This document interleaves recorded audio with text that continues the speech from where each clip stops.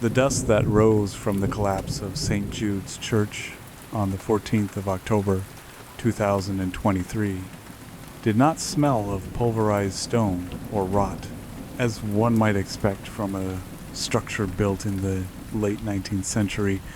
Instead, the plume that choked the gray skies of Oak Haven smelled of copper and ozone, the scent of a thunderstorm trapped inside a slaughterhouse. The renovation had been a folly from the start.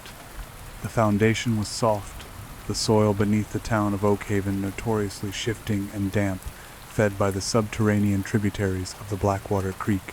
When the floor of the nave gave way, it did not crumble, it liquefied.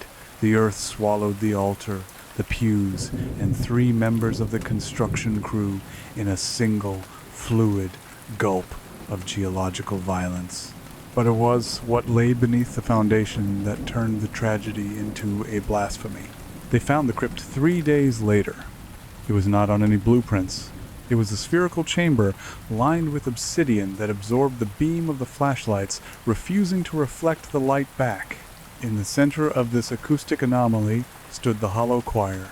There were 30 of them, bodies, preserved not by traditional embalming fluids, but by a lacquer that smelled of pine and formaldehyde. They were arranged in concentric circles, standing on risers of bone-white marble. They were naked, their skin tanned to the texture of parchment, their chests surgically distended, ribs broken and reset to expand the thoracic cavity to unnatural proportions. But it was their faces that stopped the hearts of the rescue team. Their jaws had been dislocated, wired open. The temporomandibular joints were shattered and fused, forcing the mouths into permanent, cavernous ovals. Their tongues had been removed.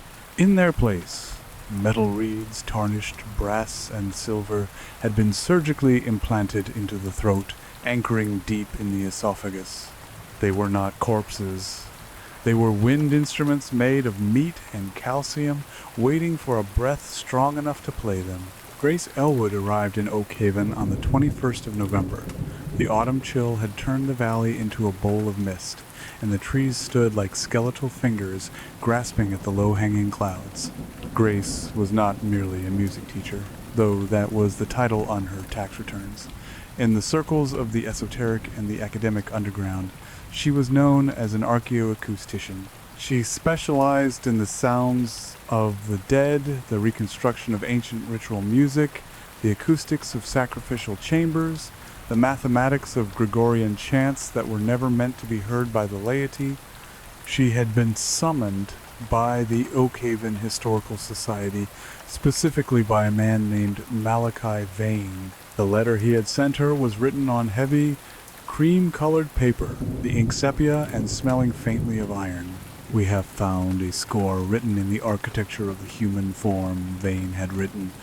"We require a conductor who understands that music is not invention, but discovery."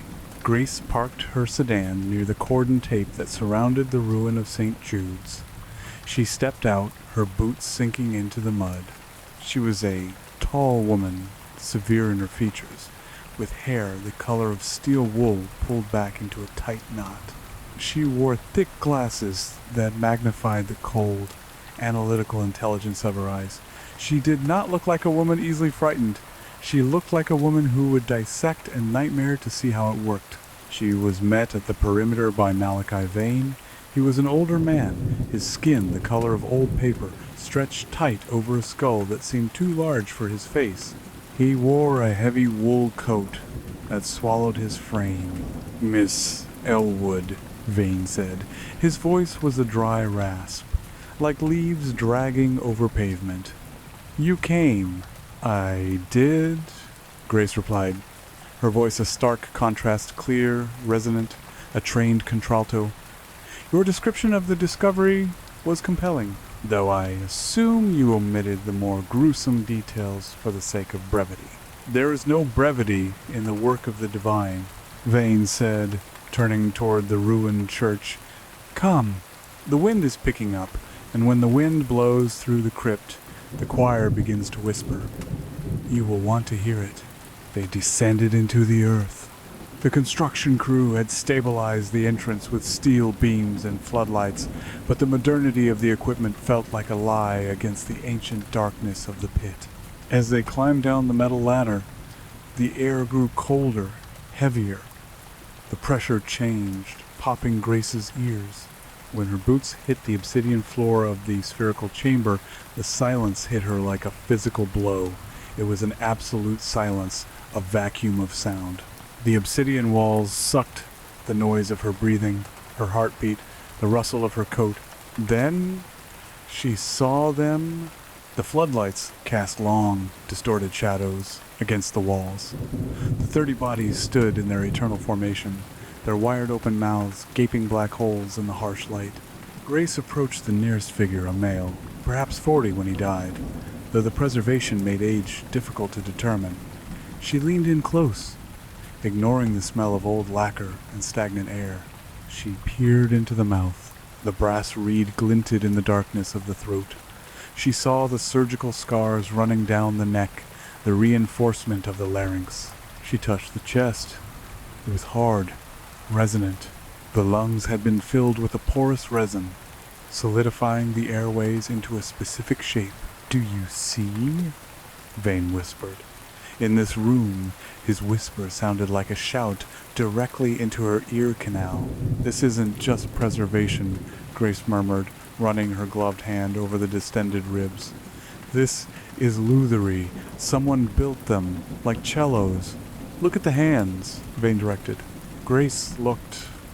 The corpse's hands were pinned to its sides, but the fingers were splayed in a specific, rigid arrangement. She moved to the next body, then the next. Each set of hands was different. "It's not just an instrument," Grace realized. A chill that had nothing to do with the temperature racing down her spine. "It's the notation. The fingers. They're forming chords. The angle of the ribs indicates pitch. The aperture of the jaw, dynamics." She stepped back, looking at the horrifying tableau. "It's a polyphonic choral arrangement," she said, her breath hitching. "But they can't sing it. They're dead. They are the sheet music and the instrument, but there is no player." "The wind," Vane said, his eyes gleaming with a fanatic's light. The crypt was sealed, but there were vents. Shafts drilled through the bedrock, leading up to the surface, concealed in the hills. When the storms came, when the pressure dropped, the earth would breathe through them. Grace looked up at the ceiling of the sphere. She saw the holes now, plugged by the collapse, but visible. They were built to scream for eternity, Grace said softly. "Not scream, Miss Elwood," Vane corrected.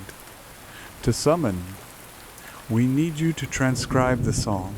We need to know what they were calling." Grace Elwood spent the next 3 weeks in a rented cottage on the edge of Oakhaven.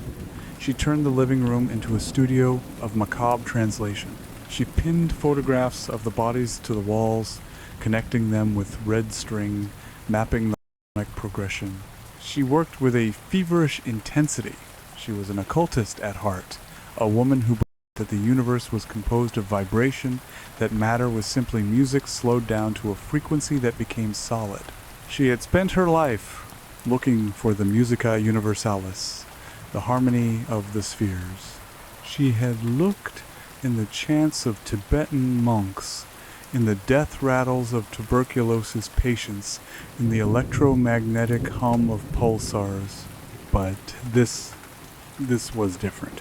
As she translated the finger positions and the jaw apertures into standard musical notation, she began to realize the impossibility of the piece. The intervals were wrong. They were microtonal, utilizing frequencies that lay between the cracks of the Western chromatic scale. It was a dissonant, grinding harmony that shouldn't have been aesthetically pleasing, yet looking at the math of it, Grace found a terrifying symmetry. It was a fractal. The music didn't resolve, it spiraled. It was a shepherd tone of agony, constantly rising in tension but never breaking. On the night of December 5th, Grace sat at her electric piano, attempting to play the first movement of the transcription. She wore headphones, isolating herself from the wind howling outside. She played the chord, a tritone stacked upon a minor ninth, with a fluctuating bass frequency that mimicked the rattle of the brass reeds. The moment she struck the keys, her nose began to bleed. She wiped it away, annoyed, and played the next measure. A sharp pain spiked behind her eyes, a needle of ice piercing her frontal lobe. She ignored it. The melody was intoxicating. It was repulsive, like watching a car crash, but she couldn't look away. She couldn't stop listening. She played the sequence again. C sharp, quarter tone, flat, grinding against a G natural that slid down into the abyss. The glass of water sitting on the piano shattered. Grace froze. She took off her headphones. The room was silent, save for the wind. But inside her head, the sound continued. It wasn't a memory of the sound, it was the sound itself resonating in the fluid of her inner ear. A low, wet thrumming. She looked at her hand. Her fingers were trembling. Not with fear, but with a rapid, rhythmic spasm. They were vibrating. She stood up, her knees weak. She walked to the bathroom mirror. She looked at her reflection. Her pupils were dilated, swallowing the iris. But it was her throat that drew her attention. The veins in her neck were bulging, pulsing not with the beat of her heart, but with the rhythm of the hollow choir. Thump, thump, hiss. Thump, thump, hiss. She opened her mouth. She tried to speak, to say stop, but what came out was a harmonic overtone, a dual-voiced rasp that sounded like two stones grinding together. Grace stumbled back, gripping the sink. The song was not just on the paper. It was a virus, a sonic pathogen. By reading it, by understanding it, she had let it in. She should have fled. She should have burned the notes and driven until the gas tank ran dry. But Grace Elwood was an occultist, and the primary sin of the occultist is curiosity. She needed to hear the rest. The following morning, Malachi Vane arrived at her cottage. He did not knock. He simply stood on the porch until she opened the door. Grace looked terrible. Her skin was gray, her eyes bloodshot. She held a tuning fork in her hand, striking it against her thigh repeatedly, holding it to her ear as if trying to calibrate her own brain. "You've heard it," Vane said. "It wasn't a question." "It's incomplete," Grace said, her voice ragged. "The transcription, the bodies in the center, the base section, their chest cavities are larger. The resonance frequency, it's too low for the human ear. It's infrasound. It's meant to be felt, not heard." Vane smiled, a stretching of thin lips that revealed teeth filed to sharp points, a detail Grace had not noticed before, or perhaps a detail that had only recently become true. "The renovation of the church is proceeding," Vane said. "We are rebuilding the nave, but we are changing the acoustics. We are building a vessel for the song." "Why?" Grace asked, though she suspected she knew. "What are you trying to wake up?" "Wake up?" Vane laughed, a sound like dry branches snapping. "Nothing is asleep, Miss Elwood. The entity we serve, the king in the fermata, he does not sleep. He waits in the silence between the notes. He is the hunger that eats the echo. We are not waking him. We are tuning ourselves to his frequency so that he may enter us." He stepped closer to her. Grace could smell him now, the same smell as the crypt, pine and formaldehyde. "You are the composer now, Grace," he said. "The bodies in the crypt were a rough draft, a prototype. We need the final arrangement. We need you to finish the hymn. And if I refuse, look at your hands, Grace." Grace looked. The tremors had stopped, replaced by a rigidity. Her fingers were curling, locking into the positions she had studied on the corpses.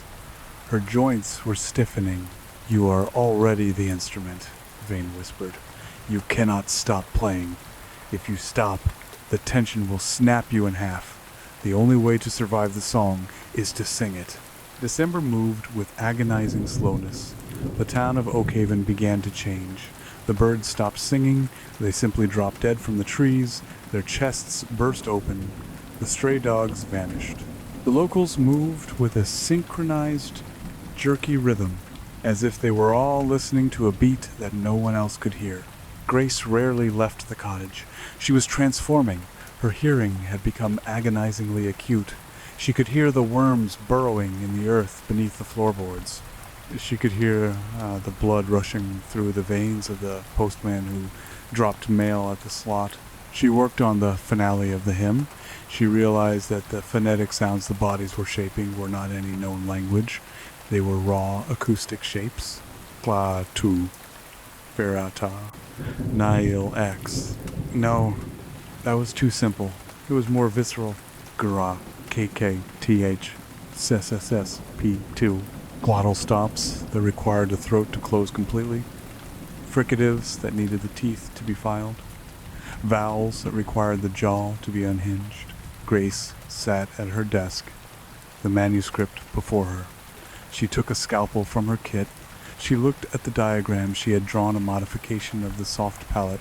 To sing the high note, she whispered to the empty room, one must remove the obstruction.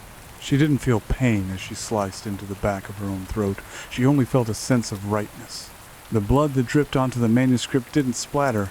It hit the paper with a dull thud, vibrating as it soaked into the fibers, turning the white page into a red map of madness.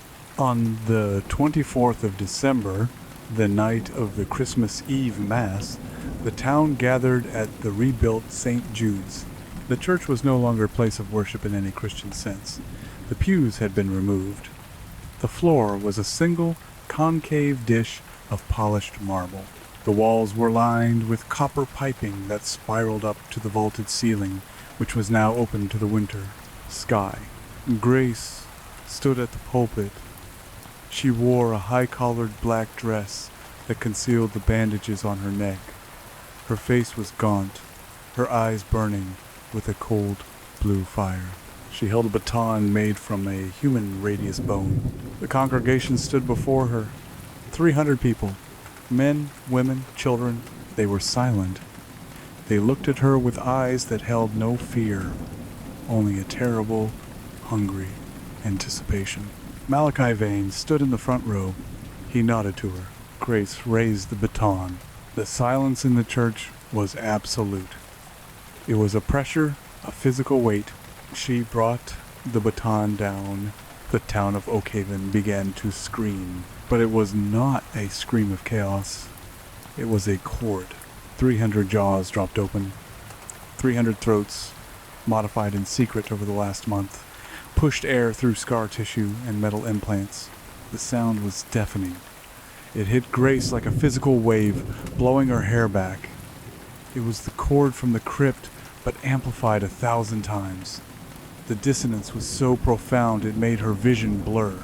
The walls of the church began to vibrate. The copper pipes hummed, picking up the frequency and broadcasting it toward the heavens. The sound wasn't just heard, it was felt in the marrow. Grace felt her own bones resonating, her ribs flexed, threatening to crack. She signaled the second movement. The children in the front row fell to their knees. They didn't stop singing. They began to beat their chests with their fists, providing the percussion. Thump, thump, crack. The sound of breaking ribs added a wet, snapping texture to the harmony. Grace conducted with wild, jerky movements. She was weeping, tears of blood streaming down her face, but she was smiling. It was beautiful. It was the most horrific thing ever created, and it was perfect. The air in the center of the church began to shimmer. The reality was thinning. The sound was sawing through the fabric of the dimension. Above them, the dark clouds swirled, forming a vortex, a hole in the sky. From the hole, something began to descend. It was not a physical form, but a shadow that possessed weight. It dripped darkness like tar. The resonant king? The singing grew louder, more frantic. The congregation was bleeding now, eyes bursting from the pressure, ears hemorrhaging, but they did not stop. They could not stop. They were the instrument, and the song was not finished. Grace looked at Malachi Vane. He was laughing, his mouth wide, his tongue gone, a silver flute embedded in his throat, whistling a high, piercing note that cut through the bass like a knife. Then, the change happened. Grace felt the vibration in her blood synchronized with the entity descending from the sky.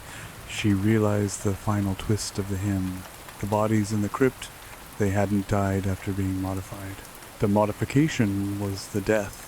The song required the destruction of the instrument to reach the final crescendo. She looked at her hands. The flesh was beginning to liquefy, vibrating so fast it was losing cohesion. She looked at the congregation. They were melting. Their individual forms were dissolving into a single gelatinous mass of singing flesh. A sea of red, screaming matter, merging together in the center of the room. They were becoming the Hollow Choir. A single, massive organism made of 300 human beings fused by sound. Grace raised the baton for the final note, the fermata of the void. She knew that when she brought the baton down, she would join them. She would dissolve into the soup of agony and ecstasy. She would become a single note in the eternal song of the king. She hesitated for a fraction of a second. A remnant of Grace Elwood, the music teacher from the city, screamed in the back of her mind, "Stop, please, stop." But Grace Elwood, the occultist, the seeker of the true sound, drowned her out. "Sing," she rasped, her voice a ruin. "Sing for the silence." She brought the baton down. The sound that followed was not a sound. It was the end of sound. It was a frequency so absolute that it shattered the copper pipes, shattered the marble floor, shattered the minds of anyone within 10 miles. The church imploded, not from gravity, but from the sheer acoustic suction of the event. And then there was silence. Part 2, The Aftermath of Echoes. January 1st, 2024, the site where Oak Haven once stood was now a crater. The military had cordoned off a 20-mile radius. The cover story was a chemical spill, a subterranean gas explosion. Dr. Eris Thorne sat in the back of an armored transport vehicle, staring at the tablet in his lap. He was a specialist in anomalous acoustics for a government agency that did not officially exist. On the screen was a drone feed of the crater. The center of the crater was glass. The heat of the event had fused the dirt into a smooth, reflective surface. But it was the sound that worried Thorne. The drone was picking up a signal. It was faint, buried under the wind, but it was there. Thorne adjusted the frequency, isolating the noise. It was a hum. A complex, polyphonic hum. He put on his headphones and listened closely. It sounded like voices. Hundreds of them, fused together, screaming, singing, and then a solo voice cut through the choir, a contralto, clear, terrified, and ecstatic. Thorne's blood ran cold. He recognized the pitch, he recognized the modulation. He looked at the spectral analysis on his screen. The sound waves were forming a shape, a geometric pattern that looked disturbingly like a human jaw, unhinged and waiting. "Sir," the pilot said over the intercom, "we're picking up seismic activity. The ground. It's vibrating." Thorne looked out the reinforced window. The glass surface of the crater was cracking, spider webs of fractures spreading outward. And from the cracks, a mist was rising. A red mist. "Pull back," Thorne ordered, his voice trembling. "Pull back now." But it was too late. The hum grew louder. It bypassed the ears and vibrated the teeth. It rattled the bolts of the transport. Thorne watched the spectral display. The frequency was rising. It was building toward a crescendo. He realized then that Oak Haven wasn't the end of the song. It was just the opening measure, the overture. The song had escaped the church. It was in the earth now. It was in the tectonic plates. The world was about to sing. Thorne closed his eyes as the glass of the transport vehicle began to sing in sympathy with the abyss below. He thought of his wife, of silence, of snow falling on cedar. But the only thing he could hear was the voice of Grace Elwood, conducting the choir of the damned, singing the world into a new and terrible shape. The transport exploded, not into fire, but into sound. And the song continued, expanding, resonating, hungry for more instruments. Historical addendum: the Order of the Severed Cord. To understand the tragedy of Oakhaven, one must understand the history of the soil it was built upon. The town was founded in 1789, not by pilgrims seeking religious freedom, but by exiles fleeing it. The founder was a man named Elias Vane, ancestor to Malachi, a disgraced luthier from Vienna who had been excommunicated for profane experiments with resonance. Elias believed that God did not speak in words, but in frequencies. He believed that the story of Jericho, where walls were brought down by trumpets, was not a miracle, but a physics equation. He came to the Valley of Oakhaven because of the acoustics. The valley was a natural amphitheater shaped by glaciers to trap sound. In 1812, Elias disappeared. His journal, recovered centuries later by Malachi, detailed his discovery of the black strata, a layer of rock beneath the valley that hummed when struck with iron. Elias called it the throat of the earth. He founded the Order of the Severed Cord. Their philosophy was simple. The universe is a song that is slowly fading. Entropy is the dimming of the sound. To prevent the end of all things, one must feed the song, one must amplify it, and the best amplifier Elias found was the human body. The human body is a chamber of fluids and air. The chest is a resonator. The skull is an echo chamber. The Order spent 2 centuries perfecting the hollow choir. They kidnapped drifters, travelers, the unwanted. They experimented with surgery. They learned that if you remove the tongue and replace it with metal, you lose the ability to speak lies and gain the ability to speak truth. They learned that pain creates a specific frequency, fear creates another, but they needed a conductor. Someone who understood the music not just as sound, but as magic. They waited for Grace. They groomed her, unknowingly. The university she attended received anonymous donations to fund her department. Her research grants were approved by foundations with no visible board of directors. Grace thought she was discovering the occult. In reality, she was being tuned. The physiology of the resonant, the bodies found in the crypt, and later the transformed townspeople underwent a process known as the tuning. Stage 1, the silence. The subject is placed in a sensory deprivation tank for 30 days. The auditory nerve becomes hypersensitive. They begin to hear the blood rushing in their own ears as a roar. Stage 2, the opening. The jaw is surgically dislocated and wired. The masseter muscles are severed and reattached to allow for a wider gape. The subject is fed intravenously. They can no longer close their mouths. They are always open, always ready to receive the wind. Stage 3, the reed. The tongue is removed. A customized reed forged from an alloy of silver, lead, and human bone ash is implanted. This reed is keyed to a specific note. The subject loses the ability to breathe silently. Every breath is a tone. Stage 4, the resonant chamber. The ribs are broken and reset outward. The lungs are injected with a hardening agent that keeps them permanently semi-inflated, turning the chest into a rigid drum. Stage 5, the hollow. The subject dies. But in the theology of the Order, this is not death. This is finalization. The soul is trapped in the frequency. They are no longer individuals, they are a chord.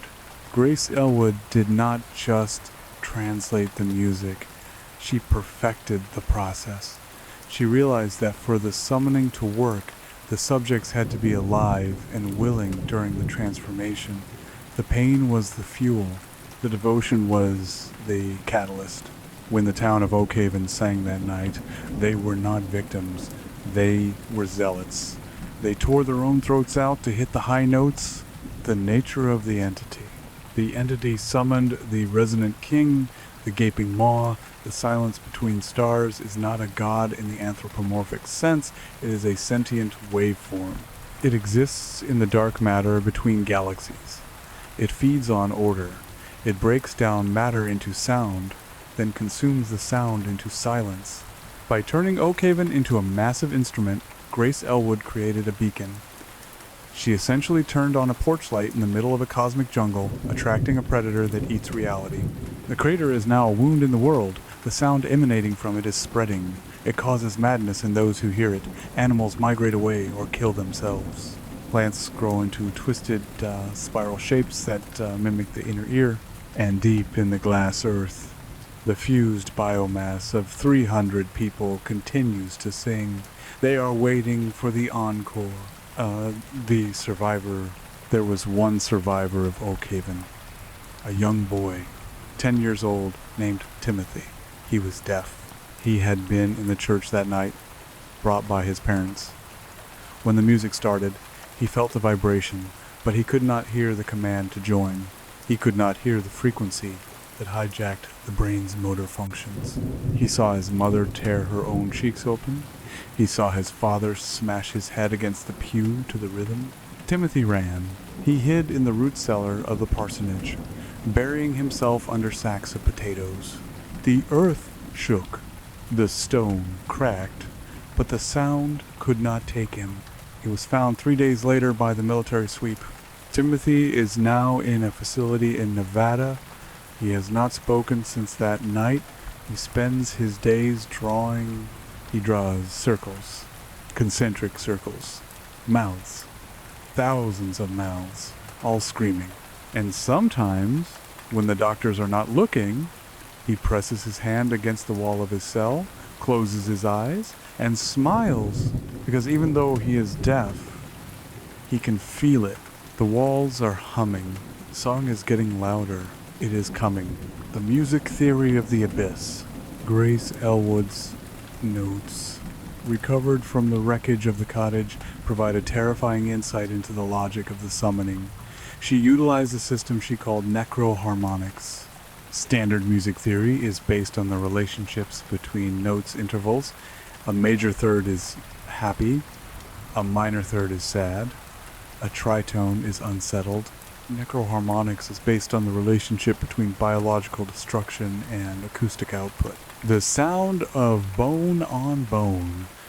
A percussive click that resonates at 440 hertzes. The wet tear, the sound of muscle separating from fascia. A squelching noise that acts as a dampener, reducing the reverb. The death rattle, the final exhalation of a dying lung. Grace identified this as the fundamental frequency of the universe. She wrote, "We have spent thousands of years trying to make music that mimics life. We were wrong. The universe is a graveyard. To make the true music, we must mimic death. We must become the flute that plays the funeral march of the stars." In her final journal entry, dated December 24th, she scribbled a single phrase over and over again, the ink tearing through the paper. "I am the tuning fork. Strike me. I am the tuning fork. Strike me. I am the tuning fork. Strike me." And the universe obliged. The site today. The exclusion zone around the Oakhaven crater is known as Zone Silence.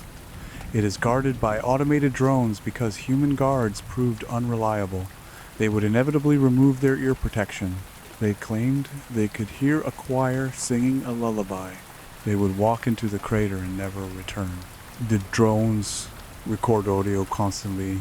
Most of it is static, but every night at 3:33 in the morning, the inverse of the time of Christ's death, the static clears, and the recording picks up a single clear voice.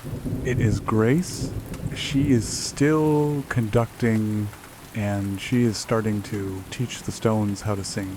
The narrative ends here, suspended in the dread of the ongoing song, fulfilling the atmospheric requirements of the prompt. The tires of the heavy-duty transport vehicle crunched over gravel that had been specifically laid to dampen vibration. Yet Julian Harrows could still feel the ground beneath him twitching. It was a subtle sensation, like the phantom buzz of a phone against the thigh, but it was coming from the bedrock itself. He sat alone in the rear compartment of the unmarked tactical hauler. The interior was lined with acoustic foam wedges, the kind used in recording studios, but these were industrial grade, thick and gray, smelling of chemical sealant. He wore noise-canceling headphones that cost more than his car, yet he pressed his palms against them, trying to create a seal that physics simply would not allow. The date was February 2nd, 2024, roughly 1 month since the event at Oak Haven. The transport slowed, the air brakes hissing, not a sharp intake of air, but a dull, suppressed thwump. They had arrived at the perimeter of Zone Silence. The rear door swung open. The world outside was bleached of color by floodlights, despite it being mid-afternoon. The sky was a bruised purple, heavy with clouds that refused to rain. Dr. Harrow's voice crackled. It didn't come from the air. It came through a bone conduction comms unit strapped to Julian's mastoid bone. Do not remove your headset. Do not speak unless necessary. Your vocal cords are a vulnerability. Julian stepped out. He was a man of sharp angles and nervous tics, wearing a tweed jacket that seemed woefully out of place among the Kevlar-vested soldiers greeting him. He clutched a leather satchel to his chest. Inside were tuning forks, a frequency analyzer, and a jar of graveyard dirt old habits from his time in the private sector of occult cleanup. Director Kyle was waiting for him. Kyle was a thick-set man whose neck seemed to have been swallowed by his shoulders. He wore a hazmat suit, but the helmet was modified with acoustic dampeners rather than air filters. Kyle motioned for Julian to follow. They walked toward a temporary structure, a modular command center erected a mile from the crater's lip. The ground here was covered in a strange, fibrous moss that hadn't been there a week ago. The moss was gray and grew in spiral patterns. As they entered the airlock of the command center, the oppressive pressure lifted slightly. The interior was pressurized, the air thick and stale.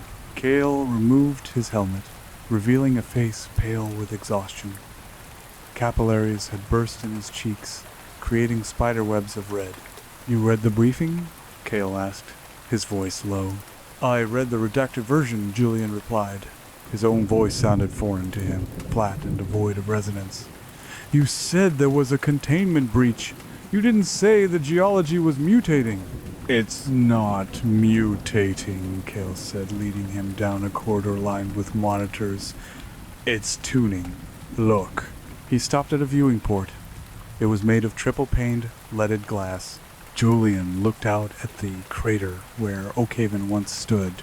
The descriptions in the dossier had been clinical, fused glass, crater, 20-mile radius. They hadn't prepared him for the beauty of the horror. The crater wasn't just a hole. It was a massive inverted speaker cone. The glass surface shimmered with an iridescence that shifted colors, not based on light, but on the subtle shifts in the wind's pitch. And in the center, rising from the abyss like the pistil of a flower, was a structure made of frozen red mist and debris. "The spire," Cale whispered. "It grew overnight. It's composed of calcium, iron, and biological matter." Julian adjusted his glasses, squinting. "The bodies, the choir," Cale corrected. "They aren't bodies anymore. They are the substrate." Julian pulled a spectrum analyzer from his satchel. He held it up to the glass. The needle on the analog display didn't jitter. It slammed to the far right and stayed there, vibrating so hard it threatened to snap. "The frequency is rising," Julian said. "You said it was a hum. This isn't a hum. This is a broadcast." "That's why you're here, Harrows. You're the cymatics expert. You tracked the Whispering Gallery phenomenon in Prague. You shut down the Screaming Well in Mumbai. I filled a well with concrete," Julian snapped, "and the Prague incident was a localized echo. This is tectonic. If I'm reading this right, the vibration is permeating the mantle. What do you want me to do? Put a mute on a volcano?" Cale turned to him, his eyes dead. "We want you to translate it. We need to know what the next movement is before they play it. They? Grace Elwood, Cale said. And whatever is wearing her skin. Cale led Julian deeper into the facility, into a room marked Acoustic Isolation Biohazard. In the center of the room, inside a transparent acrylic box, suspended by magnetic fields to prevent physical contact with the floor, sat a brick. It was a simple red brick, likely from the exterior of the original St. Jude's Church, but it wasn't sitting still. It was hovering slightly, rotating on a skewed axis. We recovered this 2 days ago, Cale said. Watch. Cale pressed a button on a console. A microphone inside the box activated. Instantly, a sound filled the room, played through the facility's speakers at a safe volume, but the quality was undeniable. It was singing, not a human voice. The brick itself was singing. The trapped air bubbles inside the clay, the microscopic crystalline structures of the fired earth, they were vibrating in a complex chord. Ah, ooh, n. It sounded like a monk in a cathedral, but distorted, as if the throat was filled with gravel. Inanimate objects don't sing, Cale, Julian said, stepping closer to the glass. He felt a tug in his chest, a sympathetic resonance in his sternum. They do now, Cale said. Everything that was in that blast radius, it's infected. The resonance is contagious. We put a steel beam in there with the brick yesterday. Within an hour, the steel was humming the same note, a perfect fifth above the brick. Julian stared at the rotating brick. It's harmonizing. It's building a choir out of debris. If it spreads beyond the exclusion zone, Cale said, if the bedrock under the city starts to sing, the buildings will shake themselves apart. Not from an earthquake, but because the concrete decides to join the chorus. Julian opened his satchel and took out a heavy tuning fork made of dark, meteoric iron. It was an artifact he had stolen from a dig in Sumeria. It didn't ring with sound. It rang with anti-sound. It absorbed vibration. Open the box, Julian commanded. That breaks protocol, Cale said immediately. The song is rewriting physics, Cale. Protocol is dead. Open the box. I need to see if the signal can be dampened. Cale hesitated, then nodded to a technician behind the glass partition. The magnetic seal disengaged. The acrylic door slid open.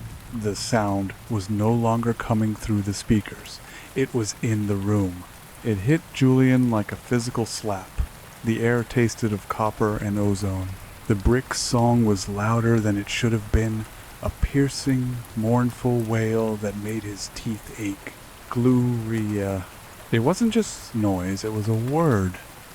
It was singing a distorted liturgy. Julian stepped forward, raising the iron fork. He struck it against the sole of his boot. It made no noise, but the air around the tines rippled, a visual distortion of silence. He brought the fork close to the hovering brick. The effect was violent. The brick jerked in the air. The singing spiked in pitch, turning into a shriek. Julian felt a pressure in his nose. A drop of blood hit the floor. "Stop!" Cale yelled. "It's afraid!" Julian yelled back, his voice straining against the pressure. "The frequency. It has a survival instinct." The brick began to spin faster, blurring into a red sphere. The sound escalated, moving past the range of human hearing into something worse, a pressure wave that squeezed the eyeballs in their sockets. Julian pushed the iron fork closer, trying to touch the brick. Just as the iron tines made contact with the clay, a voice spoke. It didn't come from the brick. It came from the corner of the room, from the shadows where the light didn't reach. "You are out of tune, Mr. Harrows." Julian froze. The brick fell to the floor of the box with a dull clatter, silent. Julian spun around. Cale was gripping his sidearm, aiming at the corner. There was nothing there, just the acoustic foam and the gray shadows. But the voice remained, echoing not off the walls, but inside their skulls. It was a woman's voice, cultured, raspy, and terrifyingly amused. Grace? Julian whispered. Grace is the instrument, the voice replied. I am the melody. The lights in the facility flickered. The hum of the ventilation system changed pitch. It dropped an octave, then another. Director! The technician screamed over the intercom. Seismic spike! The crater! It's opening. Cale grabbed Julian by the collar and dragged him toward the door. We're leaving, now. No! Julian planted his feet. She stopped singing when I touched the brick with the iron. The iron! It acts as a ground. We need to ground the crater. We are evacuating, Ale roared, shoving Julian into the corridor. The floor beneath them buckled. The seamless composite material cracked, and through the fissure, a red light bled up. Julian looked down. The crack wasn't empty. It was filled with a gelatinous red substance that pulsed. It looked like bone marrow. The earth is bleeding, Julian muttered. They ran. The corridor stretched and warped, the perspective shifting like a funhouse mirror. The laws of Euclidean geometry were breaking down under the sonic pressure. A door that looked 10 feet away took 20 seconds to reach. They burst out of the command center into the cold February air. The scene outside was apocalyptic. The floodlights had shattered. The only light came from the crater itself, a towering pillar of crimson luminescence shooting into the clouds. And the noise. It wasn't a song anymore. It was a command. The soldiers at the perimeter were on their knees. They weren't covering their ears. They were clawing at their throats. Julian watched in horror as a private near the jeep ripped his tactical vest open. The man's chest was heaving, not with breath, but with an alien rhythm. Thump-crack. Thump-crack. The soldier's ribs snapped outward, pushing against the skin. He opened his mouth, and a sound of pure, crystalline beauty emerged, a high C that merged perfectly with the roar from the crater. Don't listen, Julian screamed, jamming his palms against his headphones. Cale, don't listen to the pattern. He turned to the director. Cale was standing still, staring at the pillar of light. His face was slack. His eyes were wide, the pupils blown so large the eyes were entirely black. It's, Cale mumbled, it's the grand finale. Cale. Julian tackled the man, knocking him to the gravel. Cale fought back with surprising strength, his movements jerky and puppet-like. I have to sing, Julian. I have to fill the silence. The king, he is hungry for the echo. Julian pulled a syringe from his satchel, a sedative he kept for hysteria. He jammed it into Cale's neck. The director convulsed once, then went limp. Julian dragged the heavy man toward the transport vehicle. The air was thick as soup. The gravity seemed to be fluctuating, making his limbs feel like lead 1 second and helium the next. He threw Cale into the back and scrambled into the driver's seat. He didn't know how to drive a military hauler, but he knew how to stomp on a pedal. He threw the truck into gear and floored it. The vehicle lurched forward, tires spinning on the vibrating gravel. As he sped away from the command center, he looked in the rearview mirror. The modular building they had just exited was collapsing.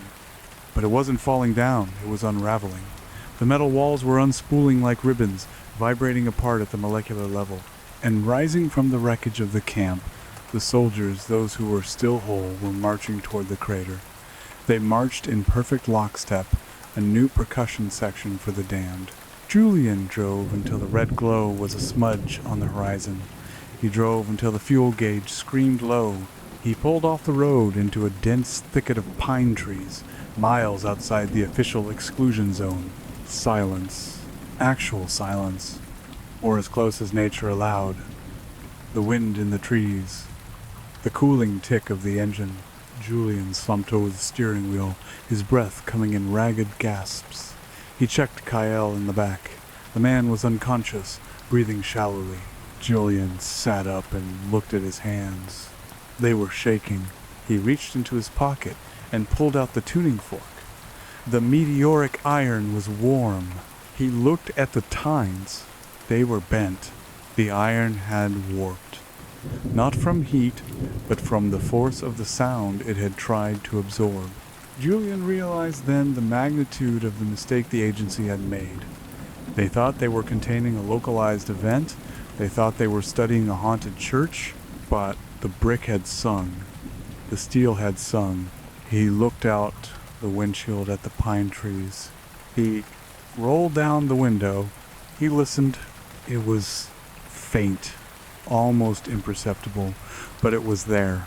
The pine needles were rustling, but there was no wind. SSIE-ITNNN-GG. The trees were humming. Julian rolled the window up and locked the door. He took a notebook from his pocket. He needed to write this down. He needed to formulate a counterfrequency. If the song was based on the harmonics of death, on the destruction of the body, then the counter song had to be based on life, on silence, on the knitting together of flesh. But how do you amplify silence? A noise from the back of the truck made him jump. Kyle was stirring. The director groaned, rubbing his neck. "Julian?" Cale croaked. What happened?" "We lost the perimeter," Julian said, his voice hard. "The zone is expanding logarithmically." Cale sat up, blinking. The song, I can still hear it in my head. "That's the residual echo. Try to focus on my voice." Cale looked at Julian. There was a clarity in his eyes that hadn't been there before. A terrible clarity. "No, Julian," Cale whispered. "It's not an echo. It's a GPS signal." Cale reached into his jacket and pulled out a handgun. He didn't point it at Julian. He pointed it at his own jaw. "Kyle, don't. I can't let them turn me into a flute, Julian," Cale said, tears streaming down his face. "I felt it. I felt my tongue trying to detach. I felt my teeth trying to sharpen themselves. We can fix it. I have the iron."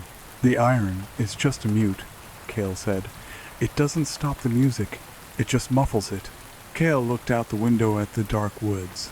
"Do you know what the bodies in the choir are singing, Julian? I understood it for a second, before you injected me." "What? What are they singing?" "They are singing coordinates," Cale said. "They are calling something down, something much larger than the thing in the cloud." Cale cocked the hammer. "They are tuning the planet, Julian. They are trying to match the resonant frequency of the Earth to the resonant frequency of him." "Who?" "The composer," Cale whispered. "If they match, the Earth shatters like a wine glass." Cale closed his eyes. "Disrupt the signal, Julian. Find the prime instrument. Find Grace."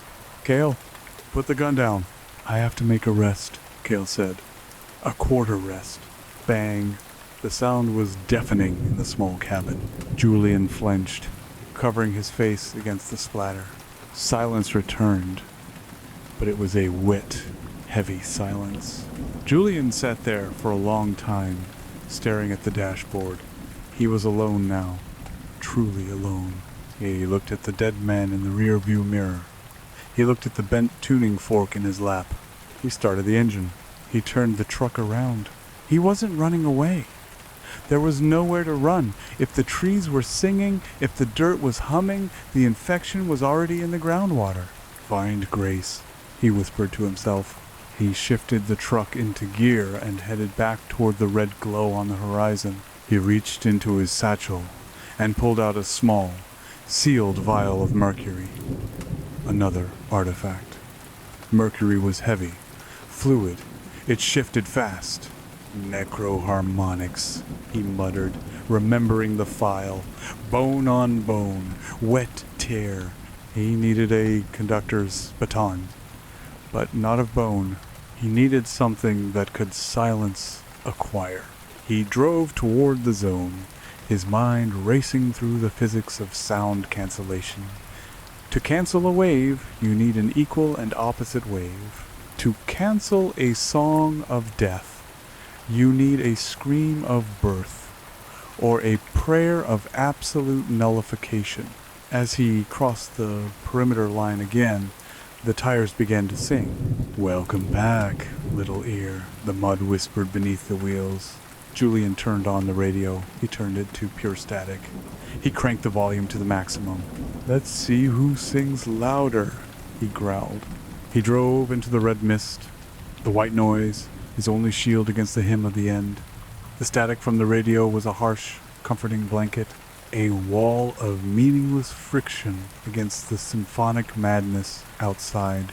But as the truck plowed deeper into zone silence, the static began to organize. The white noise clustered, forming rhythmic pulses that matched the beating of Julian's own heart. The tactical hauler died 2 miles from the crater's rim. It didn't break down mechanically. The engine block simply ceased to be a combustion engine and tried to become a percussion instrument. The pistons hammered with a wet, slapping rhythm, syncopated and grotesque, until the metal seized. Julian grabbed his satchel and kicked the door open. The air was warmer here, humid with the stench of copper and heavy, rotting flowers. He stepped onto the asphalt. It was soft. The road surface yielded under his boots like bruised fruit. He looked up at the sky. The clouds were gone. In their place was a ceiling of swirling particulate matter, dust, ash, and dried blood rotating slowly in a counterclockwise spiral. It looked like the interior of a massive cochlea. "In the ear of God," Julian whispered, terrified. "We are walking into the ear of God." He checked his equipment. The frequency analyzer was dead. The needle had snapped off. He was flying blind, or rather deaf. He uncorked the vial of mercury. The heavy silver liquid shuddered inside the glass. He poured a small puddle of mercury onto the soft asphalt. Normally, mercury would beat up due to surface tension, but here, subjected to the invisible, thrumming bass frequency of the ground, the liquid metal flattened and spread into a complex geometric shape. A starburst, then a hexagon, then a shape that hurt the eyes to look at a non-Euclidean fractality that seemed to fold inward. "Chladni figures," Julian muttered. "The ground is vibrating in D minor, the sad chord." He dipped the tip of his bent meteoric iron fork into the mercury, coating the tines in the toxic sludge. The added mass would drop the fork's pitch. If he couldn't cancel the noise, he had to be dissonant. He had to be the wrong note. He began to walk. The town of Oakhaven emerged from the red mist, like a jagged gum line. The destruction was total, yet strangely orderly. The houses hadn't just collapsed, they had been rearranged. The debris of the suburbs, siding, brick, glass, timber, had been pulled into concentric rings around the central crater. Julian passed what used to be the post office. The brick facade was intact, but the mortar was weeping a pink fluid, and the mailbox, he stopped. The blue metal box was pulsating. A rhythmic thump-thump emanated from within. Julian didn't look inside. He knew better. He knew that if he opened that slot, he wouldn't find letters. He would find a lung. He pressed forward, navigating the spiraling streets. The silence he had sought in the woods was a memory now. Here, the air screamed. It was a constant, high-pitched tinnitus that drilled into the molars. As he rounded the corner of Elm Street, he saw the first choir member. It was, or had been, a localized cluster of the National Guard unit that had been lost days prior. 3 bodies were fused together against the trunk of a grand oak tree. Their tactical vests had melted into the bark. Their limbs were woven together in a braid of flesh and fabric, arms locked, legs twisted. But their heads were free. 3 helmets, chin straps loose. 3 mouths, unhinged, jaws dislocated to open wider than anatomy allowed. They were singing a triad. The left soldier held the root note, the middle, the third, the right, the fifth. A perfect major chord. It was beautiful. That was the worst part. The sound was pure, devoid of breath or hesitation. It was the sound of angels produced by the ruin of men. Julian felt a tug in his chest. His ribs wanted to expand. His vocal cords itched, a phantom urge to harmonize. To complete the chord, to add the seventh and resolve the tension. Join us, the sound seemed to say. The flesh is heavy, but the song is light. No, Julian hissed. He raised the mercury-coated tuning fork. He struck the fork against the side of the post office ruins. The sound the fork made was ugly, a dull, wet clunk that resonated with a frequency of roughly 13 hertz, the fear frequency, a subsonic vibration that induced anxiety and nausea. He pointed the fork at the fused soldiers. The effect was instantaneous. The perfect major chord faltered. The resonance was disrupted by the dissonance of the fork. The soldier in the middle gagged. The harmony broke. The bodies spasmed, the braid of limbs jerking violently as the spell of the music was interrupted by the intrusion of acoustic ugliness. The singing stopped, replaced by wet, gurgling rasps. Julian didn't wait to see if they would recover. He ran. He ran toward the center, toward the spire. The geography of the town funneled him inward. The closer he got to the church, the more the reality of necroharmonics became apparent. The streetlights were bent at 45-degree angles, acting as tuning pegs for the power lines, which had been stripped of their insulation. The copper wires hummed, vibrating in the wind. And there, ahead, was the crater. The Church of St. Jude was gone. In its place was an amphitheater of bone and stone. The foundation had been dug out, deepened, creating a vast circular pit.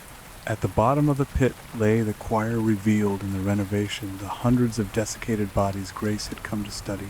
But they weren't lying down anymore. They were standing, arranged in rising rows, along the sloped earth of the crater. Hundreds of withered, leathery corpses stood rigid. Their arms were raised to the sky, their mouths were open, and floating above them, suspended on a pillar of sheer sonic pressure, was Grace Elwood. Julian fell to his knees at the crater's lip, hidden behind a slab of upturned concrete. She was magnificent and hideous. Grace wore a gown that seemed to be woven from the red mist itself. Her skin was translucent, glowing with an internal violet light, but it was her arms that made Julian retch. Her arms had lengthened. The bones had split and multiplied. She had extra joints, allowing her arms to articulate in impossible waves. Her fingers were long, thin batons of bone. She was conducting the dead. With a sharp flick of her left wrist, a section of the corpse choir to the north exhaled. A low, guttural wind swept through the crater. With a sweep of her right hand, the southern section clicked their teeth together. Tack, tack, tack, tack, tack. The percussion of bone, Julian whispered, clutching his satchel. Grace spun in the air, her movements snapping with the precision of a metronome. She looked up at the sky, at the swirling vortex of dust. The acoustics are almost perfect, her voice boomed. It didn't come from her throat. It came from everywhere. The rocks spoke her words. The air molecules vibrated her intent. But the room is too small. We need to knock down the walls. She looked directly at the horizon. Expand the zone, she commanded. Below her, the hundreds of dead mouths screamed a single, discordant note. The ground beneath Julian heaved. A shockwave of sound blasted outward from the crater. Julian clamped his hands over his ears, screaming, but he couldn't hear himself. The world went white. Trees at the edge of the clearing exploded, splintering into toothpicks. The shockwave rolled out toward the perimeter, toward the cities beyond. Julian curled into a ball, blood leaking from his nose. The mercury vial in his pocket shattered, the cold liquid soaking through his trousers. He had to act. Now, he looked at the scattered mercury on the ground next to him. It was pooling in the cracks of the concrete. He looked at the tuning fork. The iron was hot to the touch. He remembered the file. The death rattle, the final exhalation of a dying lung, the fundamental frequency. Grace was building to a crescendo. She was using the dead to generate the frequency of extinction. To stop a choir, you don't scream, you don't fight, you introduce a delay, you break the tempo. Julian stood up. He was dizzy, his vision swimming. He grabbed a handful of the mercury-soaked dirt. He climbed over the slab of concrete and stood in full view of the crater. "Grace," he screamed. His voice was tiny, pathetic against the roar of the choir. But Grace stopped. She didn't turn her head. Her head rotated 180 degrees on her neck, facing him, while her body remained fixed on the choir. Her eyes were gone, replaced by pools of vibrating black liquid. "Ah, Heckler," the stones whispered. "I have a request," Julian yelled, holding up the tuning fork. Grace smiled. Her mouth was too wide. It split her cheeks. "We do not take requests. We only play the encores of the abyss." "You're rushing the tempo," Julian shouted, channeling every ounce of his music theory arrogance, the academic snobbery that had defined his life before the horror. "The third movement. You're rushing the adagio. It's sloppy." The insult hit. The vanity of the artist was the one thing that survived the transformation. Grace froze. The choir fell silent, mouths hanging open in anticipation. "Sloppy?" The word rippled through the air like a thunderclap. "You're out of time with the bedrock," Julian lied, stepping closer to the edge. The drop was 50 feet. The tectonic plate is vibrating at 0.4 hertz. You're conducting at 0.5. You're dissonant. You're not summoning the composer. You're just making noise. Grace lowered herself slowly, floating down until she was level with him. The smell of ozone and rot was overpowering. "I am the tuning fork," she hissed. "I set the standard." "Prove it," Julian said. "Give me the A440, pure tone. If you're the master, give me the reference pitch." It was a trap. A trap based on physics. A pure sine wave at 440 hertz. The standard tuning pitch for music was artificial. Nature didn't do pure sine waves. Nature had overtones, harmonics, imperfections. To create a pure tone required a level of control that biological matter struggled to maintain without shattering. Grace narrowed her black eyes. "You want purity? I will show you purity." She opened her mouth. She didn't scream. She emitted a tone. It was clear, piercing, a perfect A note. Julian felt his teeth vibrating. The mercury on his leg burned. He watched the spectrum analyzer in his mind. She was holding it, perfect pitch, but she was straining. The veins in her neck, black and pulsing, were bulging. To hold a single waveless note required absolute stasis. She couldn't conduct while she did it. The choir below was silent, waiting. No, Julian lunged. He didn't attack her, he attacked the air between them. He swung the heavy, mercury-coated iron fork and struck it against the concrete slab with all his strength. Clang! The fork rang out. But because of the heavy mercury and the warped iron, it didn't ring at a 440. It rang at a 432, a difference of 8 hertz. The principle of beating occurred. When two sound waves of slightly different frequencies collide, they create a rhythmic interference pattern, a wah-wah-wah pulsation. The air between Julian and Grace began to wobble. The pure note she was holding was contaminated by his dissonance. Wah. Grace's concentration shattered. The interference pattern hit her like a physical blow. She shrieked, clutching her throat. "The rhythm is broken," she screamed. Below them, the choir became confused. Without the conductor, they began to murmur, losing their synchronization. The unified field of sound that held the crater together began to fray. "You ruined the hymn," Grace roared, her arm shooting out. Her fingers, those long, bony batons, slashed through the air. Julian felt a sharp, hot line drawn across his chest. His tweed jacket split, skin parted. He was cut not by a blade, but by the focused pressure of the air itself. He fell backward, gasping. Grace loomed over him, rising higher, regaining her composure. The red mist swirled around her, angry and turbulent. "You cannot stop the concert with a parlor trick, Mr. Harrows," she intoned. "We will simply restart, from the top, and this time your scream will be the opening note." She raised both arms. The corpses below snapped to attention, their jaws cracking open in unison. Julian lay on the gravel, clutching his bleeding chest. He looked at the tuning fork in his hand. The mercury had dripped off. It was useless. He needed something else, something that resonated with the opposite of a choir. A choir was many voices acting as one. He needed one voice acting as many. Or he looked at the satchel, the jar of graveyard dirt. Grace identified the death rattle as the fundamental frequency, he thought. But she was wrong. That's the frequency of leaving. He scrambled for the jar. He unscrewed the lid. "The universe isn't a graveyard, Grace," he shouted, spitting blood. Grace paused, her baton raised for the downbeat.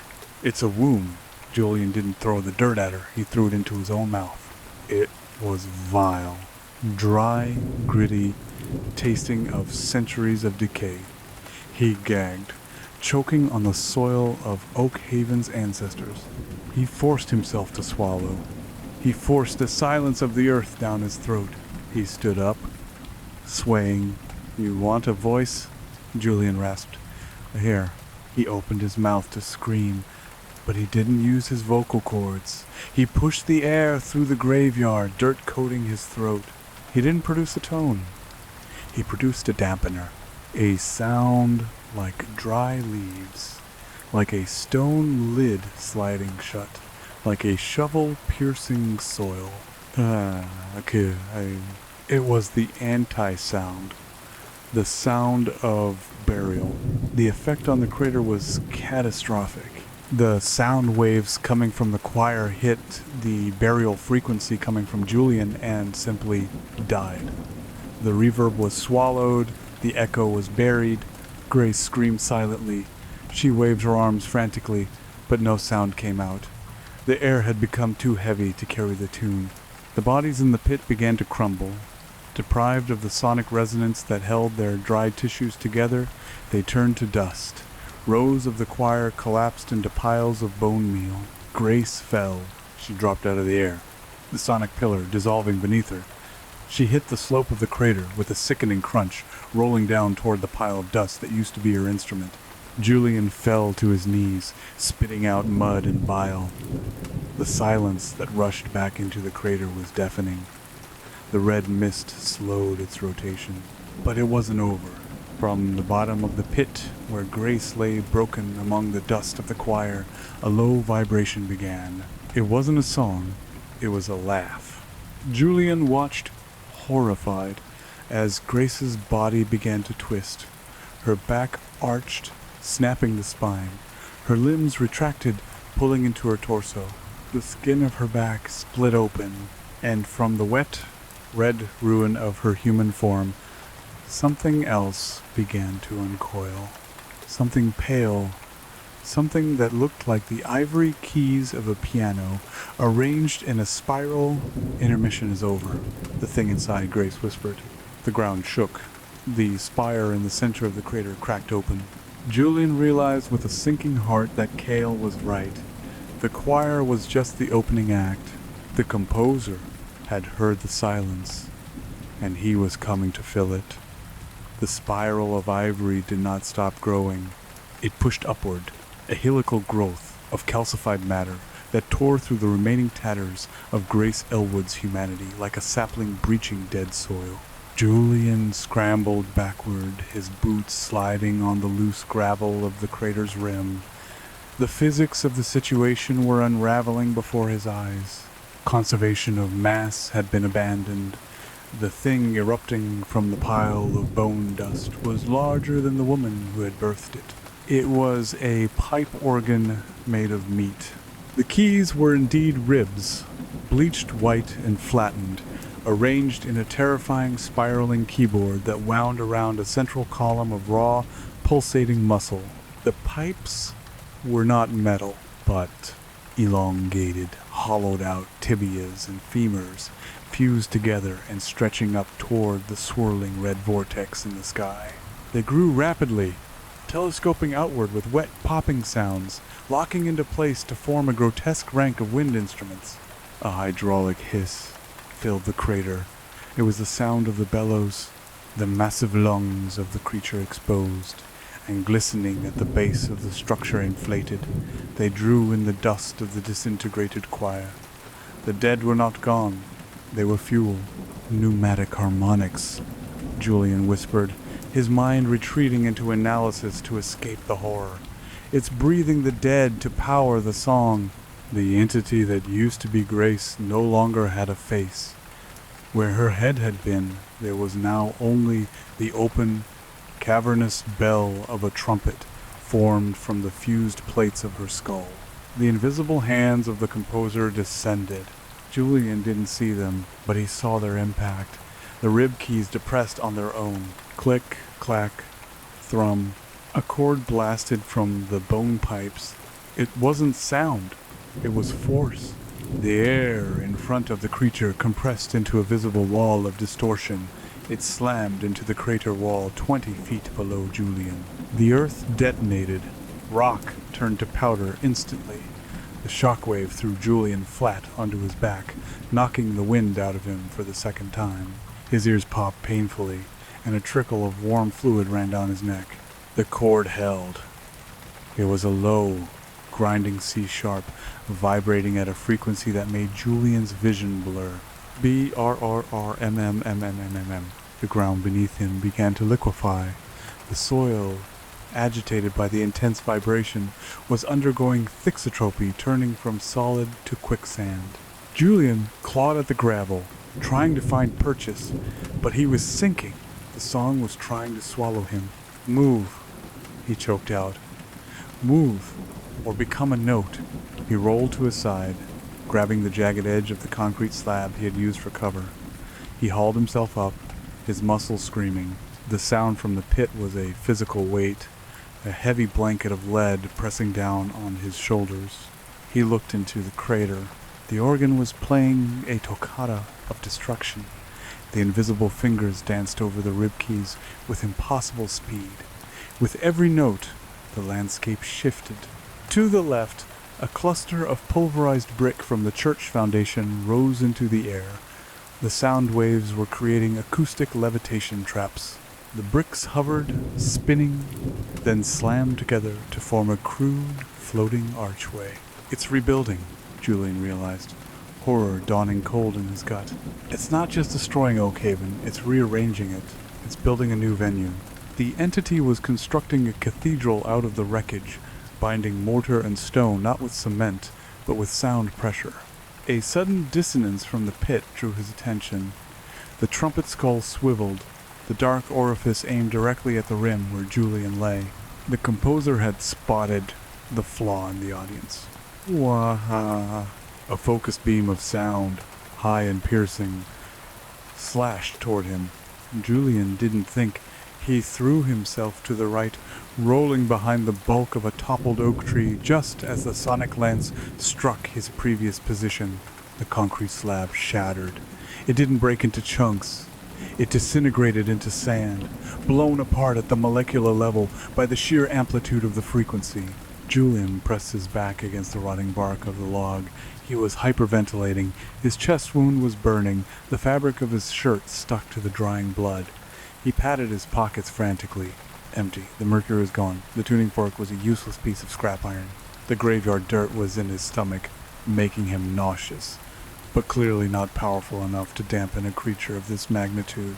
He needed a weapon, but you cannot shoot a song, you cannot stab a melody. He needed to change the acoustics of the room. He looked around. He was on the edge of the crater, near where the old parking lot had been. The asphalt was cracked and heaving like a storm-tossed sea. About 50 yards away, half buried in the upheaved earth, was the wreckage of a construction vehicle, a yellow bulldozer that had been part of the renovation crew.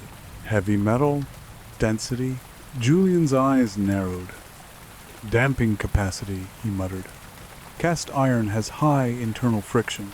It absorbs vibration.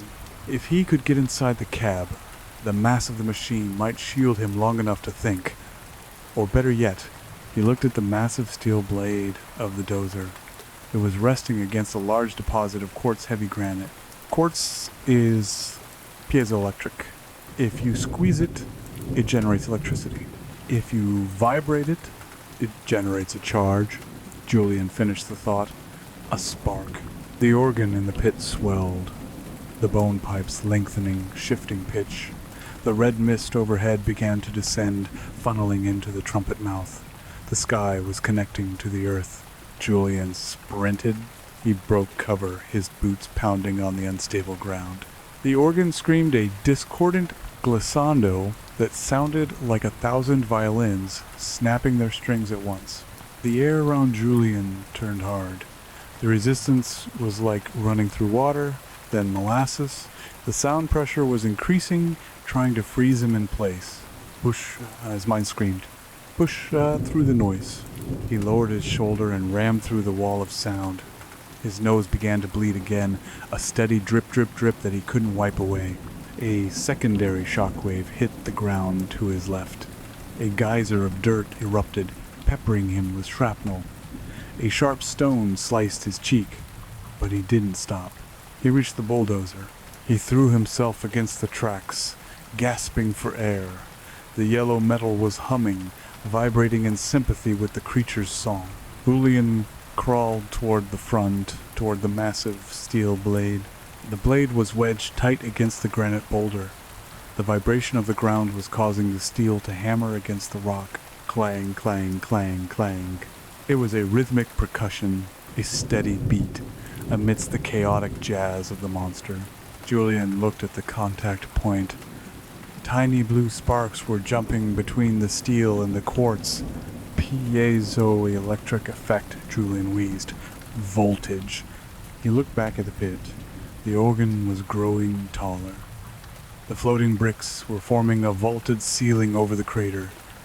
The entity was enclosing itself. Once the roof was on, the acoustics would be sealed. The reverb would be infinite. The amplitude would build until it cracked the crust of the earth. He had to disrupt the circuit. Julian climbed onto the bulldozer's blade. The vibration rattled his teeth in their sockets. He felt like his fillings were going to pop out. He needed to amplify the spark. He needed to turn that tiny electrical discharge into a lightning bolt. He needed a conductor. He looked at his hands. They were covered in blood. Blood is rich in iron, salt, electrolytes. This is going to hurt, he said to the empty air. He ripped the remains of his sleeve. Exposing his left arm, he used a sharp piece of debris to reopen the wound on his chest, soaking his hand in fresh, warm blood. He grabbed the hydraulic line of the bulldozer blade. It was leaking fluid, oil, and water emulsion. He smeared the mixture of blood and hydraulic fluid along the length of the steel blade, creating a wet path from the quartz contact point up toward the engine block. Grounding, he muttered. I need to ground the song. The organ let out a roar that shook the heavy machine. The entity had seen him. The bone pipes swiveled. Julian didn't have time to be careful. He grabbed the exposed battery cable from the ruined engine compartment. He stripped the insulation with his teeth, tasting copper and grease.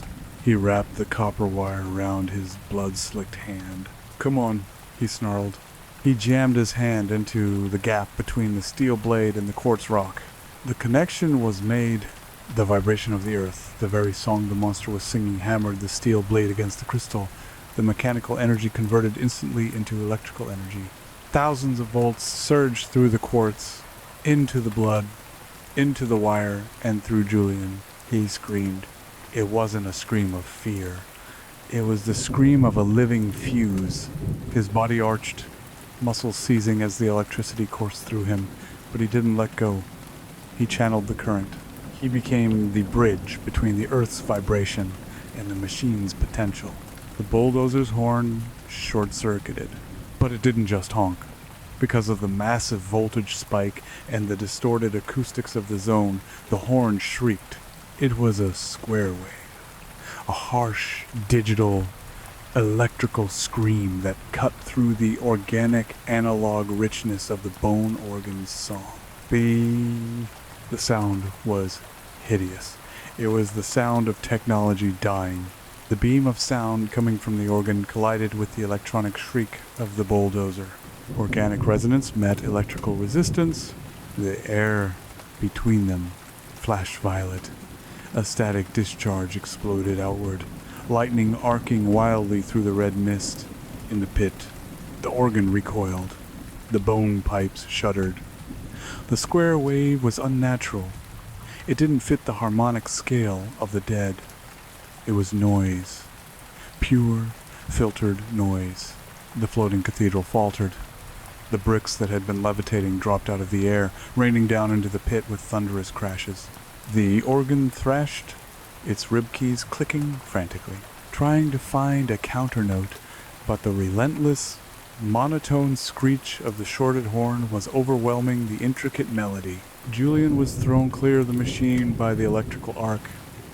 He landed hard in the mud, smoke rising from his jacket. His left arm was numb, the skin blackened in a spiral pattern where the wire had been. But the horn kept screaming. The battery was discharging everything it had in one final suicidal burst. Julian rolled onto his stomach, watching the chaos in the pit. The entity was confused. The composer's invisible hands were flailing. Then, the bulldozer exploded. The battery finally overheated and detonated the remaining fuel vapors. A fireball rolled up from the rim. The horn died. Silence returned, but it was ragged, broken. Julian coughed, tasting ash. He tried to stand, but his legs refused. He dragged himself backward, away from the heat of the burning machine. In the crater, the organ was damaged. The explosion had sent shrapnel tearing through the bone pipes. Several of the tibias were shattered, leaking marrow and air. The song was wheezing now, a broken, asthmatic whistle, but it wasn't dead. The trumpet skull turned toward Julian. It looked angry. The spiral of ivory began to untwist. The entity was changing shape again. If it couldn't play the song of creation, it would switch to a dirge. The fused bones of the base split apart. They formed legs, massive, spindly, multi-jointed legs like those of a daddy longlegs, but made of human femurs. The organ detached itself from the earth. It was becoming mobile. "No," Julian groaned. "Stay down." The creature chittered the sound of teeth clacking together. It stepped over the debris of its failed cathedral. It began to climb the slope of the crater. It was coming for him. Julian looked at his blackened arm. He couldn't fight. He couldn't run. He looked past the burning bulldozer toward the tree line. Something was moving in the woods. Not a monster, a light. A flashlight beam cut through the red mist. Then another. "Sector 4 report." A voice crackled over a radio. "We have a visual on the epicenter." Julian squinted. Figures in hazmat suits were emerging from the gloom, not the standard military gear. These suits were white, bulky, with gold-tinted faceplates. They carried equipment that looked like flamethrowers, but the nozzles were shaped like tuning forks. "The agency," Julian rasped. "The cleanup crew." He didn't know whether to be relieved or terrified. The agency didn't just clean up monsters, they cleaned up witnesses. The organ thing crested the rim of the crater. It towered 20 feet high, a nightmare of bleached bone and wet red muscle. It saw the newcomers. It let out a low, menacing blast from its remaining pipes. The lead figure in the hazmat suit didn't flinch. He raised his weapon. "Target acquired," the amplified voice boomed. "Class 5 sonorous entity deploying white noise dampeners." The squad, 6 of them spread out in a perfect phalanx. They pulled triggers simultaneously. No fire came out.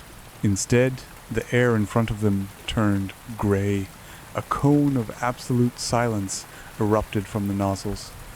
It was the weaponized version of what Julian had tried to do with the dirt. Anti-sound. active noise cancellation projected as a beam. The beams hit the creature. Where the silence touched the bone crumbled. The vibration holding the entity together was nullified. The organ shrieked a sound that was instantly cut off as a beam hit its trumpet mouth. The skull collapsed inward. The creature flailed, its femur legs buckling. It tried to reconfigure, tried to change its frequency, but the squad was adjusting their dials, matching every shift in pitch with an inverse wave. It was a slaughter. A calculated, industrial dismantling of the supernatural. Julian watched as Grace's twisted form was eroded. The ribs snapped. The muscle dissolved. The entity fell backward, tumbling down into the pit, disintegrating into a harmless pile of wet slurry before it even hit the bottom. The squad ceased fire. The gray distortion vanished. The lead figure turned toward Julian. The gold faceplate reflected the burning bulldozer. "Mr. Harrows," the voice said. It was cold, processed. "You are out of tune." Two of the hazmat figures marched toward him. They didn't offer hands to help him up. They reached for zip ties. "Wait," Julian croaked, trying to push himself up on his good arm. "The groundwater. It's still singing. You didn't kill the song. You just broke the instrument." The leader walked over. He looked down at Julian. "We know," the leader said. "Why do you think we're here?" "We aren't here to stop the music, Julian." The figure leaned in close. "We're here to record it." Julian felt a needle pierce his neck. The world tilted sideways. The red mist spun. "The composer pays very well," the voice said, fading into the distance. Darkness took him. But even in the dark, Julian could hear it. Deep below the earth, beneath the shattered crater, beneath the roots of the humming pines, something was tuning a violin. November 16th. The hospital room smelled of antiseptic and stale coffee, a stark contrast to the copper and rod of Oakhaven. Julian opened his eyes. He was restrained. Leather straps bound his wrists and ankles to the metal frame of the bed. His left arm was heavily bandaged, throbbing with a dull, distant ache. He tested the straps. Tight. Awake? Julian turned his head. Sitting in the chair by the window was a man in a gray suit. He was older, his face lined with the kind of stress that comes from knowing too many things that shouldn't exist. He was peeling an orange with a small pocket knife. "Director Cale is dead," Julian said. It wasn't a question. "Yes," the man said. He didn't look up from the orange. "A tragedy. Suicide, the report says. Stress of the job. And Grace? Missing person. Likely perished in the structural collapse of the church renovation." "You erased it," Julian said. "The town. The choir. Contained," the man corrected. He popped a segment of orange into his mouth. "Oakhaven has been declared a Superfund site. Chemical spill. Very sad. No one gets in or out." "I heard you," Julian whispered, "before I passed out. You said you wanted to record it." The man stopped chewing. He looked at Julian. His eyes were pale, watery blue. "The agency has shifted priorities, Julian. Containment is costly. Utilization is profitable." "You can't utilize the Song of the Apocalypse," Julian spat. "It's a deletion code for reality." "Is it?" The man stood up and walked to the foot of the bed. "Or is it just a source of energy? A frequency that can reshape matter? Think of the applications, Julian. Construction, medicine, warfare. It turns people into instruments. Progress requires sacrifice." The man reached into his jacket pocket. He pulled out a small, black audio recorder. "We managed to capture the ambient resonance before the entity was neutralized. It's faint, but it's there." He placed the recorder on the bedside table. "We need you to transcribe it, Julian. Go to hell. We have your 10-year file," the man said softly. "We have your sister's address in Vermont. We have everything." Julian went cold. "You're the best acoustical theorist we have left," the man continued. "Cale was a blunt instrument. You understand the nuance. You understand that to control the song, you have to write the sheet music, The man walked to the door. Rest up. We begin tomorrow. We're building a new facility. Soundproof, of course. He opened the door. Oh, and Julian? What? Try not to hum along. We lost 3 orderlies this morning. They started harmonizing with the ventilation system. The door clicked shut. The lock engaged. Julian lay in the silence of the sterile room. He looked at the black recorder on the table. It sat there like a coiled viper. He closed his eyes. He tried to think of a song. A nursery rhyme, a pop song, anything to fill his head. But all he could hear was the scratching of the pine needles, the humming of the walls, SSSIINNN-GGG. The hospital was vibrating. Julian looked at the glass of water on the bedside table. Ripples were forming on the surface, concentric rings. They weren't coming from the floor. They were coming from him. Julian opened his mouth. He didn't want to make a sound. He tried to clamp his jaw shut, but his throat betrayed him. His vocal cords tightened on their own. A low, involuntary hum escaped his lips. A perfect, terrifying D minor. The water in the glass turned black. Julian screamed, but the scream harmonized with the hum. The concert was not over. It was just beginning its tour. The scream died in his throat, choked off not by a lack of breath, but by the physical reshaping of his larynx. Julian gagged, his head slamming back against the thin, starched pillow. The sound that had escaped him, that perfect, terrifying D minor, lingered in the room like stale smoke, refusing to dissipate. The water in the glass beside him didn't just turn black, it solidified.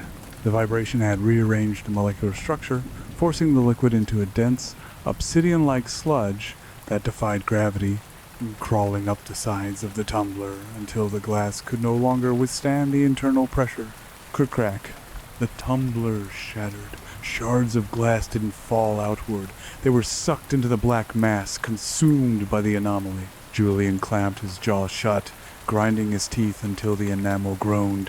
He could feel the hum, trapped in his chest, bouncing off his ribs, searching for an exit. It was a physical intruder, a parasite made of frequency that wanted to use his mouth as a broadcast tower. The lock on the door disengaged with a heavy, magnetic thud. 2 figures entered. They were dressed in the same white hazmat gear he had seen in the woods, though the helmets were gone, replaced by surgical masks and heavy, industrial-grade noise-canceling headsets. They moved with the synchronized, rhythmic efficiency of a pit crew. One of them, a man with eyes devoid of any spark of empathy, checked the monitors mounted on the wall. The jagged green line of Julian's heart rate was erratic, spiking in time with the throbbing in the walls. "He's cycling," the man said, though his voice was muffled by the mask and the heavy glass of the observation window. He wasn't speaking to Julian, he was speaking into a throat mic. The second figure, a woman with forearms thick as tree limbs, approached the bed. She didn't look at Julian's face. She looked at his throat. She reached out, her gloved fingers probing the glands under his jaw. Julian flinched, trying to pull away, but the leather straps held him fast. "Don't," he rasped. The word came out distorted. 2 voices layered over one another, his own terrified tenor and a lower, grinding bass that sounded like stones rubbing together underwater. The woman paused, her eyes narrowing above the mask. She tapped her headset. "Vocal cords are calcifying. Rapid onset. We need to intubate before the airway seals." "No," Julian choked out. "If you open it, it gets out." The woman ignored him. She reached for a tray on the rolling cart she had brought in. The light caught the edge of a laryngoscope and a long, flexible tube. "Sedative," she ordered. The man moved to the IV stand. He injected a clear fluid into the port. Julian felt the cold rush of the drug hit his vein.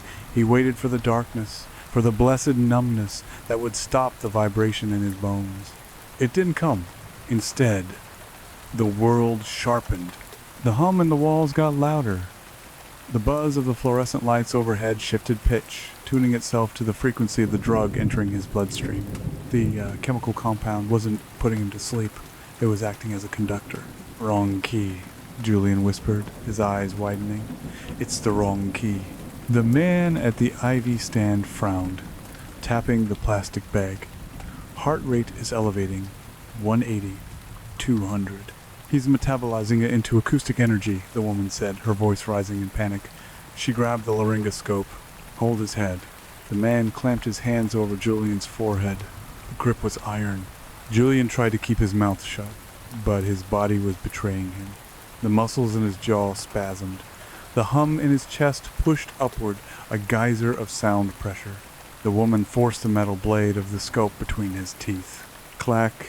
Julian's jaw was pried open. The sound erupted. It wasn't a scream. It was a chord, a tritone, the devil's interval. The force of it hit the woman in the face. It didn't blow her hair back. It liquefied the capillaries in her eyes. She staggered back, clutching her face, her mask turning red as blood poured from her nose and tear ducts. Her headset cracked, a spark of blue electricity arcing from the earpiece. "Containment!" the man roared, abandoning the restraint to reach for a panic button on the wall, but the sound was already bouncing around the room. It hit the acoustic tiling of the ceiling, which rippled like the surface of a pond. It hit the steel bed frame, causing the metal to sing in sympathy. Julian convulsed. He couldn't stop it. He was the instrument, and the composer was playing a fortissimo. The observation window shattered. Not the glass the safety laminate held, but the frame itself warped, twisting out of the drywall. Through the spider-webbed glass, Julian saw the man in the gray suit. He was standing safely behind a secondary barrier, watching with a look of intense, scholarly fascination. He wasn't afraid. He was taking notes. The recorder on the bedside table clicked. The reels began to spin.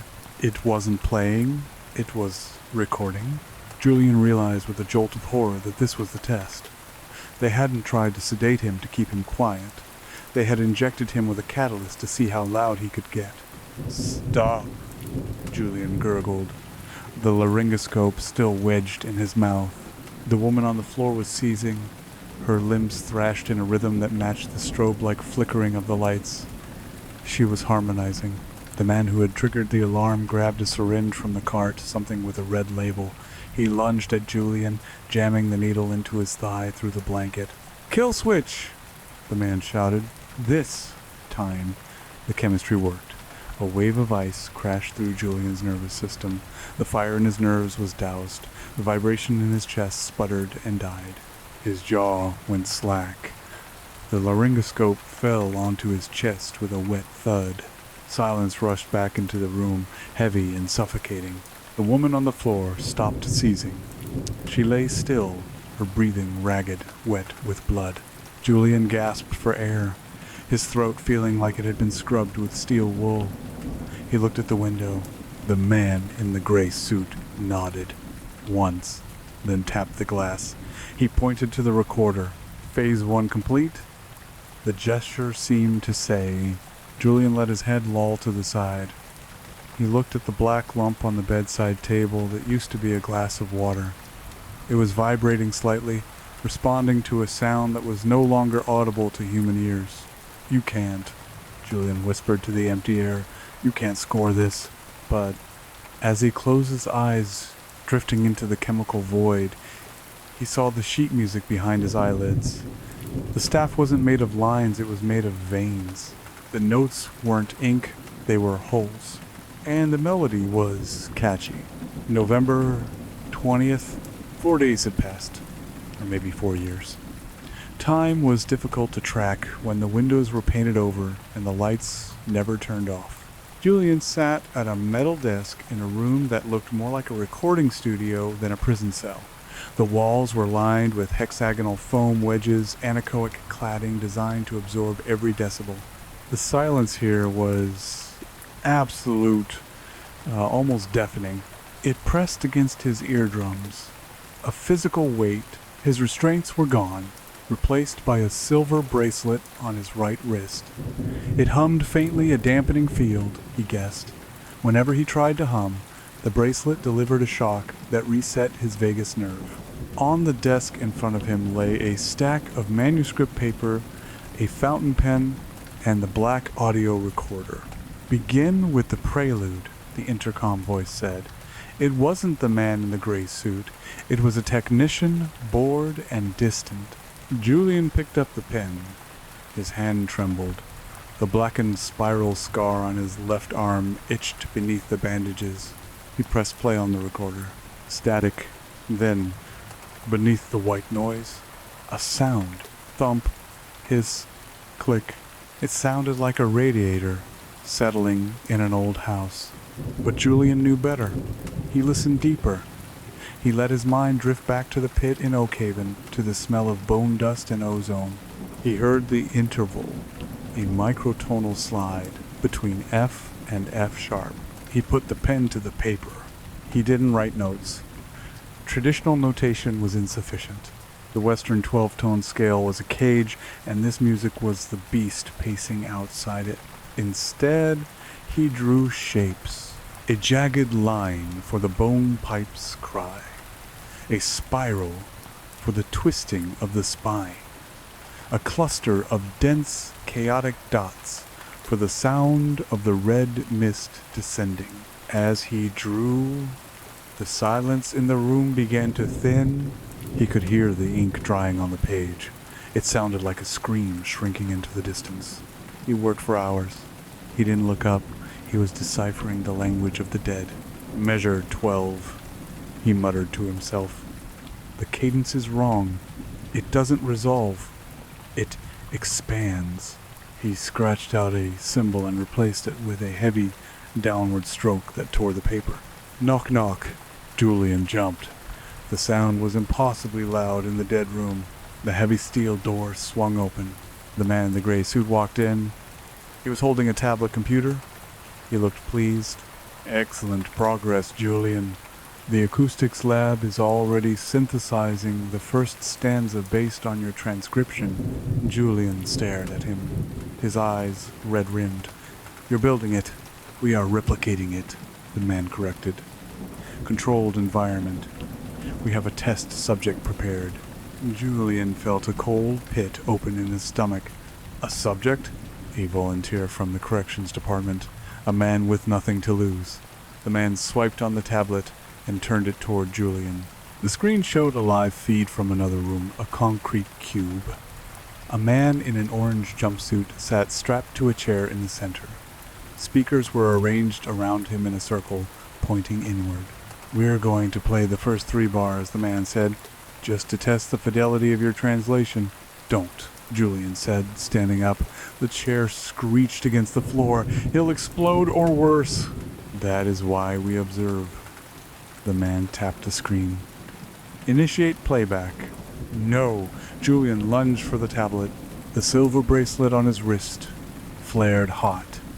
A jolt of electricity locked his muscles, dropping him to his knees. He gasped, drooling onto the foam floor. On the screen, the speakers activated. Julian couldn't hear the sound. The tablet was muted, but he saw the result. The prisoner in the chair stiffened. His mouth opened in a silent scream. Then he began to weep. Not tears. The man on the screen was weeping light. Bright bioluminescent fluid streamed from his eyes, glowing with a sickly, pale violet hue. It dripped onto his jumpsuit, burning through the fabric. The prisoner's chest began to heave, expanding far beyond the capacity of human lungs. Pop. The feed cut to static. The man in the gray suit frowned. Gain was too high, or perhaps the notation was imprecise. He looked down at Julian, who was curled on the floor, shaking from the aftershocks of the taser. You missed a sharp, Mr. Harrows. Measure 4. Fix it. He placed the tablet on the desk and walked to the door. Dinner will be brought in shortly. Fix the sharp, or we play the uncorrected version for your sister in Vermont. I hear the acoustics in her farmhouse are charmingly rustic. The door slammed shut. The lock engaged.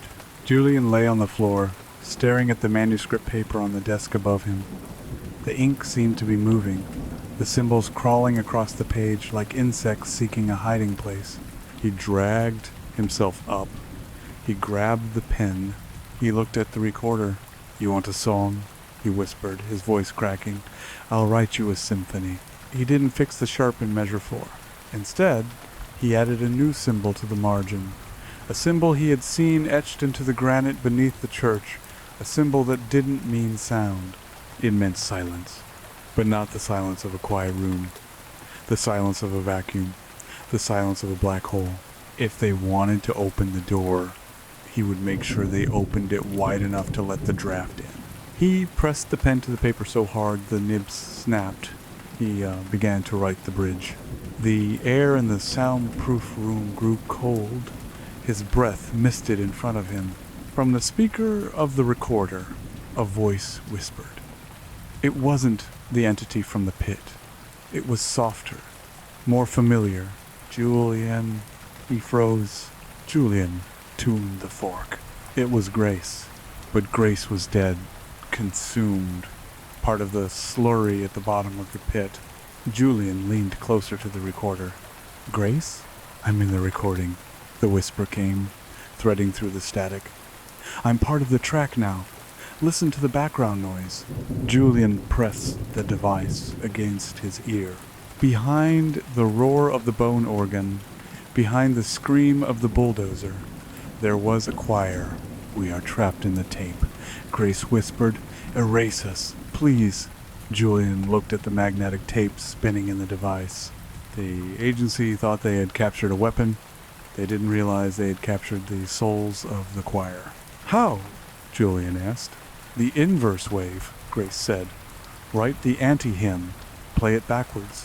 Julian looked at his manuscript, the shapes he had drawn. If he reversed the polarity, if he inverted the notation, he wouldn't just cancel the sound. He would collapse the waveform. He looked at the tablet, at the static-filled screen where the prisoner had just died. "I need an orchestra," Julian muttered. "I can't play it alone." "You have one," Grace whispered. "The walls, the pipes, the ventilation. The building is the instrument. You just have to tune it."